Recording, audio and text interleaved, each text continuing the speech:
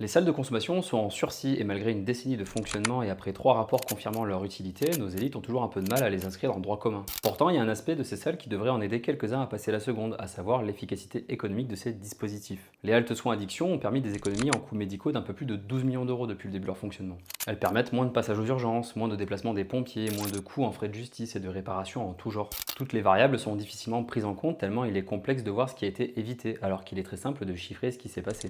Par contre, on sait ce qui se passe quand on définance des programmes ou encore quand on met l'argent principalement dans la répression plutôt que dans la prévention. À l'étranger, on a des chiffres assez parlants aussi, hein. Pour 1 dollar investi dans la salle de consommation de Vancouver, 5 étaient économisés en frais de santé. On a des estimations de 1 dollar pour 4 à Seattle ou encore 1 pour 6 à 1 pour 7 pour les programmes d'échange de seringues aux États-Unis. Et l'efficacité économique est encore plus importante lorsque les différents services de réduction des risques fonctionnent en écosystème reliés à d'autres services médico-sociaux. Simplement donner une seringue, c'est déjà utile et ça permet de réduire des infections virales, mais si en plus on prend le temps de discuter avec les personnes pour transmettre des informations, qu'on les accompagne à prendre un rendez-vous chez l'addictologue ou qu'on leur assure un accès à du matériel informatique pour les démarches administratives importantes, alors on assure une mission plus globale et efficace. Et si en plus on fait tout ça au même endroit, c'est plus pratique pour la personne et moins coûteux pour la société. Les rapports sur les salles de consommation préconisent d'ailleurs de créer de nouveaux espaces de consommation directement intégrés dans des structures existantes, ce qui réduirait les coûts de l'installation et ce qui serait plus ergonomique pour les personnes ayant déjà connaissance des CARUD ou des XAPA où s'ajouterait cet espace. Après, même si ça coûtait un pognon de dingue, hein, comme dirait l'autre, le principe d'une dépense publique c'est pas d'être particulièrement rentable, hein. En l'occurrence, dès qu'il s'agit de santé, le but est surtout de préserver la vie, de soigner et d'aider les gens à vivre plus longtemps et dans les meilleures conditions possibles.